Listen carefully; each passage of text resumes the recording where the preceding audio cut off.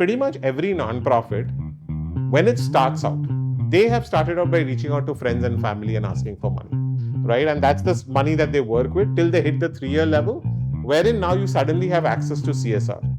You suddenly have access to FCRA. So that's the part where people forget about retail fundraising, which is what helped them begin in the first place. At the 10 to 15 year mark, generally organizations are once again ruining the fact that they don't have retail fundraising. The main end people say, so I'm diversified, right? I have government, I have corporate, I have, institutional. But my point is that's like having stocks of, Infosys, Wipro and TCS, which is not really a diversification. If one gets spooked, most likely everything is going to get spooked, right? If a person is giving to you and you've engaged them well enough, there's no reason that they won't give to you for their lifetime. And not just their lifetime, but their children will also give to the same place. Hello everyone and welcome to another episode of Raahi Impact Journeys. Today we will be speaking with Dhaval Udani, who is the founder of Danamojo. And we will be discussing a critical topic of retail fundraising. What it is, who it's for, and how to do it well. It's going to be a super interesting conversation, especially given that Dhaval has spent 20 years on this topic. And so let's dive right in.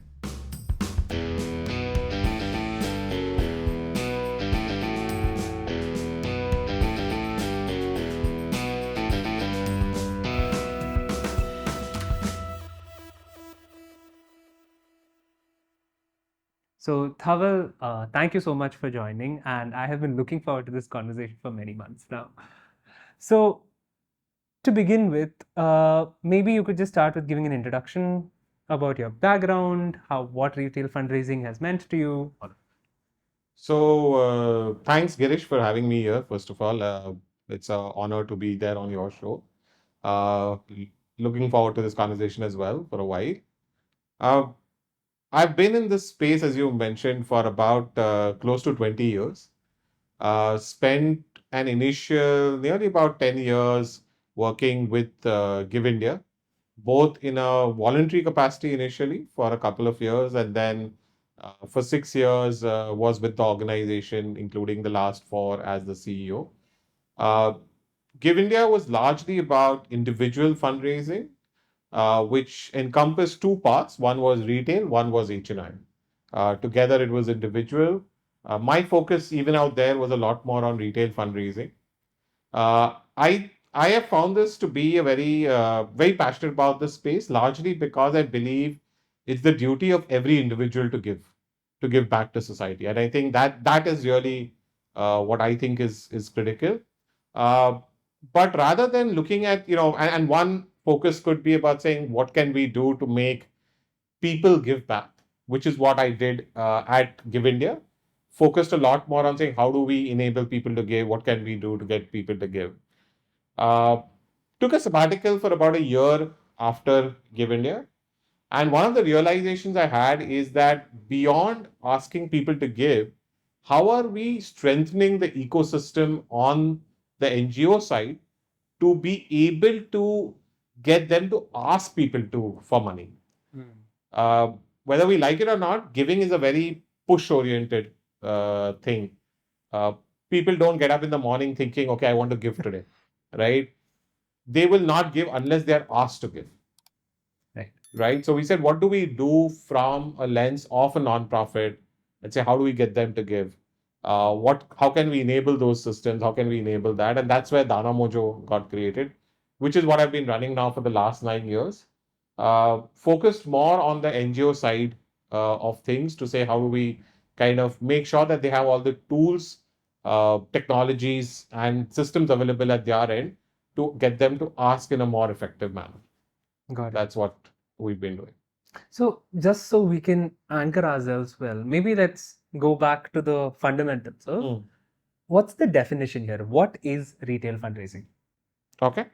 So retail fundraising could be well defined as something where a donor gives less than 1 lakh rupees a year. Anyone giving less than 1 lakh rupees a year is what I would put into the realm of retail fundraising. Got it. And giving to non-profits which are working towards a cause. Right. I mean, we are looking at it from a non-profit perspective, saying what kind of different forms of fundraising exist for them. And if you had to break those segments up and look at a certain donor segment, retail fundraising is that donor segment, which a non-profit would say is somebody who's giving me less than 1 lakh a year. Got it. And the others would be your high net worth individuals who would give lakhs or crores, as the case may be. Right. You would have corporates Correct. who are doing CSR, corporate social responsibility, and you have international foundations, Indian foundations, Right. like. Yeah. So that's in that span, we're looking at individuals, and in individuals, those who give small amounts. So why does this matter? Because when we say less than 1 lakh in an entire year, now that doesn't sound like much, right? So what makes it exciting, or what makes it interesting to even look at? Right. So I think multiple perspectives, right? Let's take the more tangible perspectives first. It's less than 1 lakh rupees per year by an individual. But India is a very populous country. So we have a huge volume of people that can give. And if we combine that volume with the giving size, which is, while we're saying less than 1 lakh a year, the average is really about 4,000-5,000 rupees. Okay. But a large number of people who give 4,000-5,000 rupees can yet turn out to be a significantly large amount, right? That's one perspective. Another perspective around this is that when you have a large number of people giving, right, you've essentially diversified your funding source. So even if some of them drop out, right, to the extent I would say even if 20% of them drop out, it's not difficult to fill up those 20% with other new donors and other people who may give to you in a particular year. Contrast that with, let's say, a CSR or an institutional funder. If you'll have 5 of them, you'll have 10 of them. If one drops out, it's going to create a huge hole in your bucket. And fixing that hole is not something that is 100% going to happen. And even if it does, it's probably going to take 6 to 9 months lead times that are typically there for fundraising, right? So it's a lot more risky in that sense. Having retail fundraising allows you to not have that level of volatility, right? That's the second perspective. Third is, I think it's just a lot more, it's about diversification of your funding sources, right? So when we look at CSR, we look at institutional, we look at government sources broadly, and even HNI to some extent, the characteristics of these are very, very similar. Okay, the way they make their funding decisions, the way they will give funding, the way they will monitor their funding, it's a very, very similar thing, to a large extent similar. So it's like saying I'm buying, if I have those sources of funding, many people say, so I'm diversified, right? I have government, I have corporate, I have, institutional. But my point is that's like having stocks of, Infosys, Wipro and TCS, which is not really a diversification. If one gets spooked, most likely everything is going to get spooked. So it's very similar. Very fundamentally, just the time that you will take to get a new funder on board, just as one metric, it's similar across all these spectrums, if not more than the 6 to 9 months period. On the other hand, with retail, all those characteristics of funding are very, very different, right? And we have lots of different characteristics are there, but if you look at any one of them, it's very different from what it comes to for one of these things.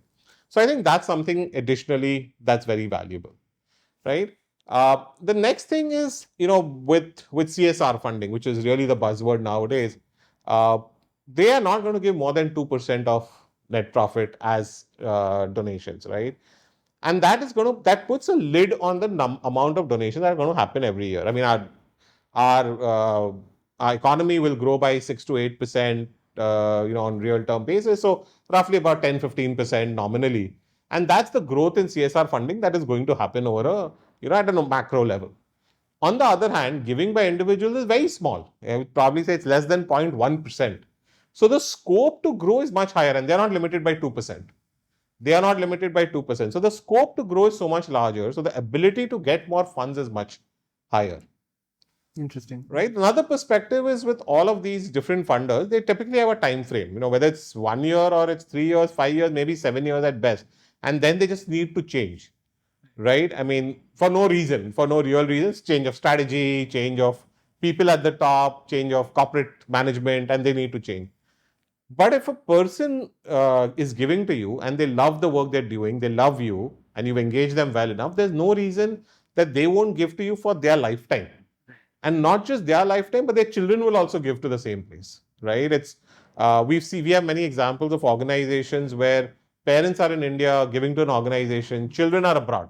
Children have no idea where to give, and they'll just follow the footsteps of their parents. Okay, and the parents they give money in that organization, and they'll give money. So there is opportunity to get multi-generational giving to happen. There's an opportunity to get giving to increase a lot more. Yes, at the overall sense, no one is saying that make it 100% of your bucket, right? But make it at least between 20 to 30% of your bucket. And I say 20 to 30% because then it's substantial enough for you to take it seriously. You need to grow that much. If you say I'll leave it in the 5 to 10% bucket, it will peter away at some point of time. It will not matter to you. So I think it's important to get to that level. But the last and most important reason that I think retail is important is every organization is trying to create certain social change, is trying to improve lives of people.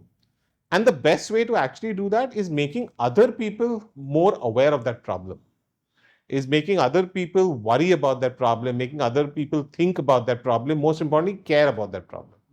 And if that is something that can actually happen with retail fundraising, then that's the best thing, right? And that's the most powerful thing that you could have done in solving the problem that you're solving beyond actually solving it, is getting more people to work on it and solve for it.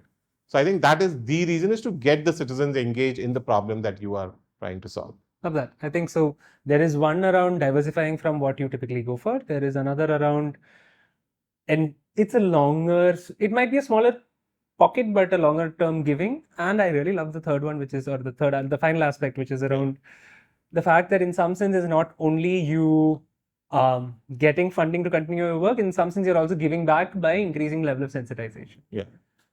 And what's the state of play today of retail fundraising? How prevalent is it?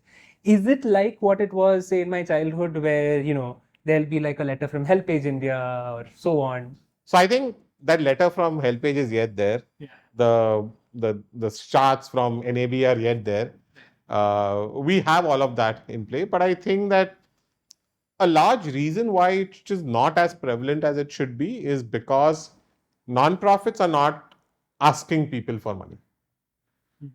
They are not reaching out. They are not trying to make a case for their organizations, right?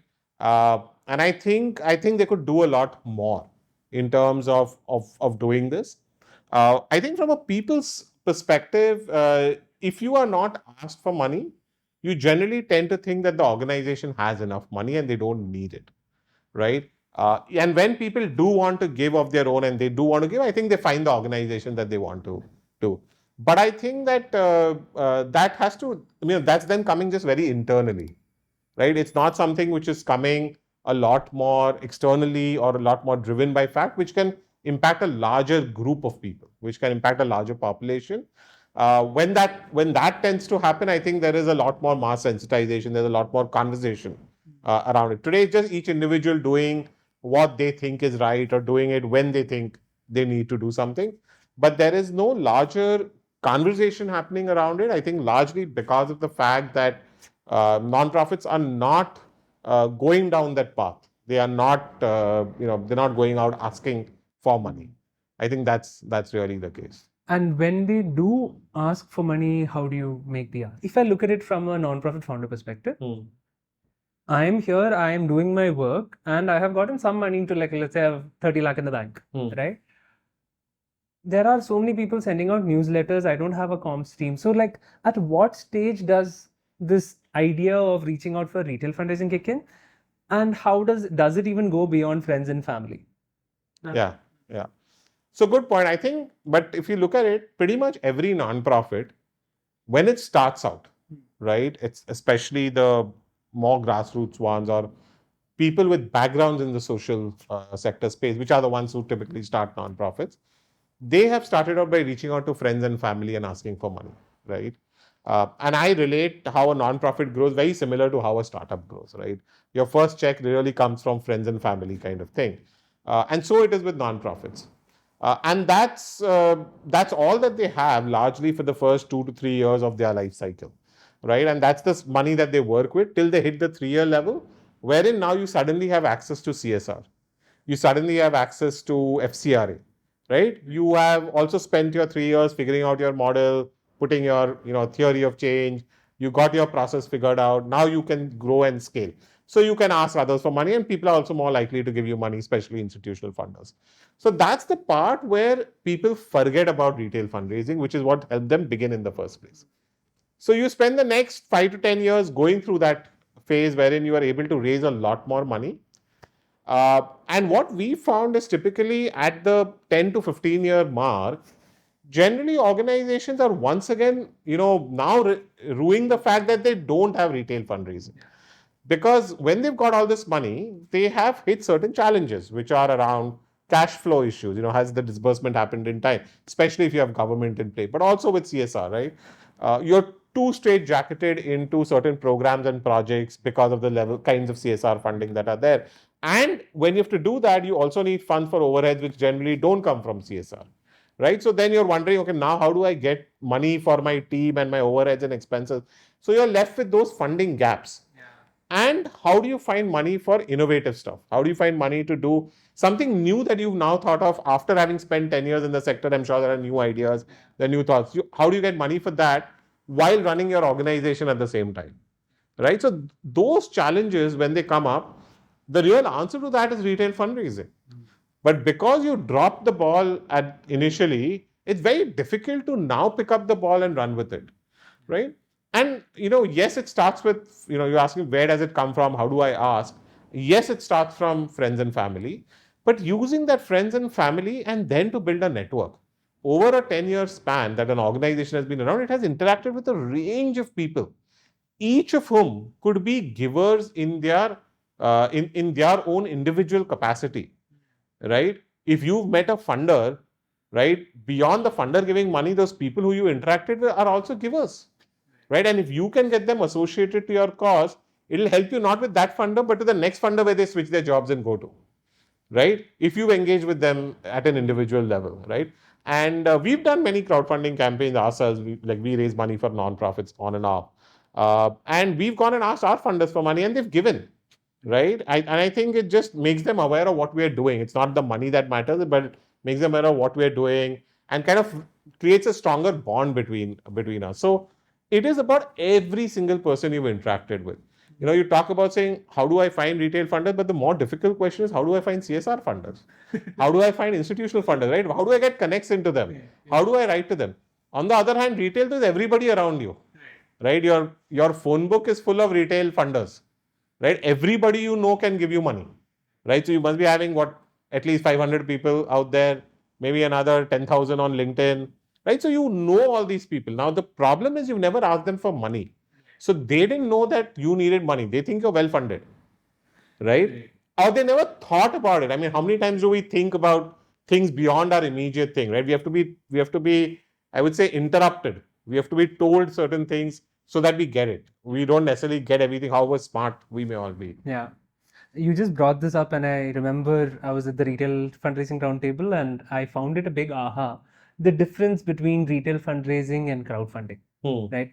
Can you just share that again? Because I found that a very clarifying thing. Because for most people watching this, when we started talking about retail fundraising, it would have meant a Milap campaign for us to, fundraise for somebody's medical needs, sort of. That's the archetype that we have in mind. Correct. You're right. So I would look at crowdfunding as being a subset of retail fundraising. It's one of the activities or one of my strategies that I would employ if I am doing retail fundraising in a broad spectrum. So when I say retail fundraising, I mean it has to be something very similar to what you would be doing, for example, for institutional fundraising. You do institutional fundraising day in, day out, right? It's not that you stop and only in a particular season you say, okay, now I will do it, right? That is what crowdfunding is. Crowdfunding is something you do once a year or once in a while. It cannot define your retail fundraising. In fact, I would say crowdfunding, I mean, if an organization is doing only crowdfunding, it's actually doing a disservice to itself. It's destroying its donors because the only time it's reaching out to donors is to say, give me money, right? And as soon as you do that, beyond the first 2 hours, you are going to start losing people, right? You may even send them one update, one mail, one thank you mail at the end of the crowdfunding campaign, but then you're silent for an entire year if you come back to it or even after a year.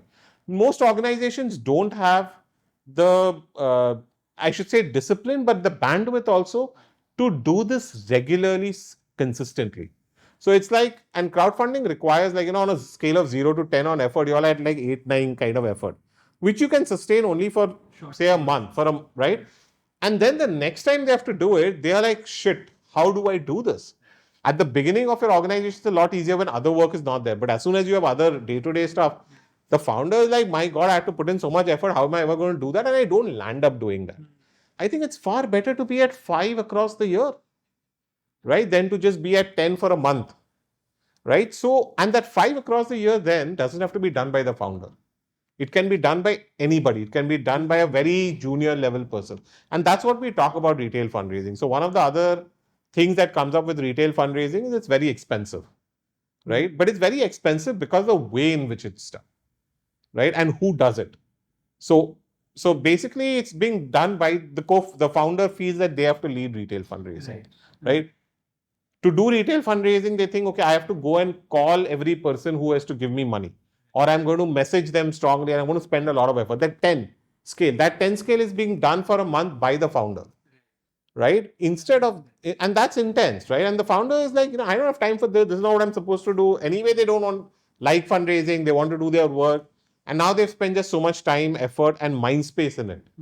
On the other hand, if you have a more sustained program, you have a sustained methodology of doing it, which as a process can be run by a junior person, obviously with mentorship, with guidance, coaching from the founder or from a senior leader, it's a lot more doable. It's a lot less expensive, most importantly. So I think the founder doing it or a very senior person doing it is what leads to high costs. It's not actually high cost. Got it.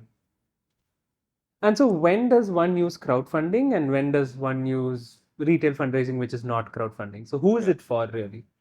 So I would say very, very concisely, retail fundraising is meant for an NGO to do, because an NGO does fundraising regularly or every day on the day. And it's about not just asking money from donors, but also engaging with donors. Crowdfunding is more for individuals to do. Because in crowdfunding, you reach out to your social networks. And it's individuals which have social networks, not organizations. Right? So it's more about, and from an organization's perspective, they should ask all their supporters, right? All their volunteers, all people, everyone else who wants to do something more to actually do crowdfunding, right? So those people, when they reach out to their networks to raise money, right? Not only does it raise money, but it gives a new pool of potential donors to nonprofits, right? So you were asking the question earlier about saying, how does a nonprofit extend beyond that friends and family pool? This is the way it expands. Right. It gets it by reaching out to its volunteers, supporters, contributors, getting them to fundraise. That pool which comes in, you then engage that pool and make them regular donors of your organization. Right? Because I think, and that's very valuable, not just to get new donors, but also increase the size of giving. Like whenever you do crowdfunding, it's people only give because it's friends and family. So if Girish were to do it, people will give because Girish is asking. It actually would not matter whether the cause is climate or animal welfare or education. Girish would pretty much get the same money for anything that he asked. Now, once Girish has finished his fundraising for the organization that he raised money, how do they convert the donor to become a cause donor? Right? Because when they give money to your campaign, they will give it as part of what is called a gift budget. Right, which is typically 2,500 rupees on average. But when they start giving to the cause, that budget doubles because it becomes part of what is a charity budget, your philanthropy budget of the donor, which is about 4,000 to 5,000 rupees. Nice. So I think there is huge value in converting the donor from being a crowdfunding donor to being a cause donor. Right, and that is the value. That is what the retail fundraising arm of the NGO does. So it's great. You should do crowdfunding if you have volunteers, supporters, NGOs, volunteers, supporters, contributors, but not as an NGO. Right. Because as an NGO, if you're doing crowdfunding, then you're really giving up your donors to the crowdfunding platform, which is then going to use those donors to market other campaigns to other NGOs, of other NGOs, right? So in some sense, you're losing your donors. Your fundraising, as a non-profit, your fundraising should always be on your own platform. right, on your own website. It should not be on a third party Hmm. website where you don't have control of the data. That I think is very, very critical. And these donors, I mean, you've now looked at this across a range of organizations. I'm sure you have some sense. Are we saying still that where we are as a country, most of the donations still come from your Mumbai and Delhi and Bangalore and Chennai? Or let me put it this way, where is today's giving and where do you think is the potential to give still latent? Structured giving, or structured specifically online giving, is definitely going to be more prevalent in the metros, right? Giving again is not something which is kind of filtered down to the masses at a secular level, I would say, right? Which is essentially giving to any organization without any benefit for me. Uh, it's something that is, and thus structured online giving is a more metro phenomenon today, right? Having said that, I think fundamentally giving in its more purest form, about giving for something, giving to a temple or giving to, a cause, or giving for benefit of others, I think it's there at every level in society. It's culturally just there, right? It's there at the village level, it's there at the small town, small city level, and obviously in the metro. It's just how it's happening is different, right? Metro giving is probably a little bit more the charitable nature of giving, which is towards saying we're giving without any benefit to us for benefit of something else, somebody else. Is just more of that, and and that's probably more online and probably more structured. And then at the lower level, it's about, I'm giving to the temple because the temple in itself is doing certain social activities, right? So it's about the community coming together and say, hey, this has to happen. Or even giving by not just in forms of cash, like, and you have this entire concept of Shramdan, which is there in rural areas, wherein even today the government gives in some money towards certain consumables, but then the villagers put in effort to make that happen, right? I mean, there's a desilting project that happens, that's there in Jalna and Bid in Maharashtra, where the government gives in money for using JCBs and the fuel for the JCBs, while the villagers put in the effort of actually taking out the silt and putting it back into their farm. So I think that's also giving in some form, right? So I think giving is generally there across the board, but structured online giving is definitely a more metro phenomenon, and that also a lot more in south and west, because that's considered more prosperous and traditionally has had always a more higher level of charitable giving than other places. Interesting. And just so we complete the circle, so when we talk about all of this, can you tell us a little bit about the whole Joy of Giving Week, Daan Utsav, and there is all the legacy giving that has all come up. So what are these structures that are coming in around retail fundraising and a little bit on the HNI side as well? Just helpful to understand that space. Right. So I think this is classified very nicely by Giving Tuesday. So Giving Tuesday is a movement across the world. I think it's in about 90 plus countries, where on a particular Tuesday they encourage giving. Right. And this started off in the US, and it's Giving Tuesday because it follows what is called Cyber Monday after that.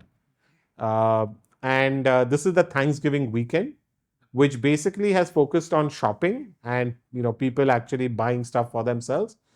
Starts off from the Friday, which is Black Friday, right? It's called Black Friday because apparently most retailers go into black, which is the profit side of things, on that weekend. Traditionally, I don't know if it's the truth or not. And then when the online world came up, they had to introduce something for online, so it became Cyber Monday.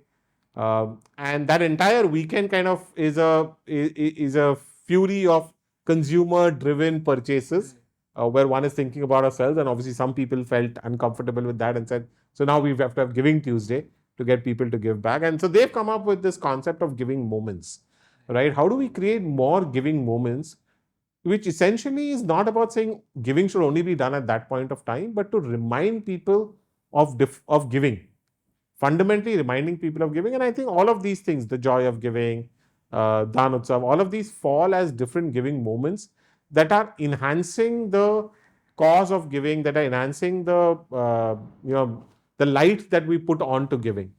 I think that's what is helping with all of these moments, and people are getting involved in some form or the other, giving in some way or the other, whether it's money, whether it's time, whether it's skills, or whether it's resources. So they find what they like to give, and I think it's generally helpful for people to at least be aware of something like this and to do their own thing. I mean, even my daughter goes to school, and during Daan Utsav, they have something which they typically do every year. Sometimes it's collecting clothes, sometimes it's newspapers, sometimes it's actually going and doing certain stuff with the community, things like that. So I think it's a good thing to do.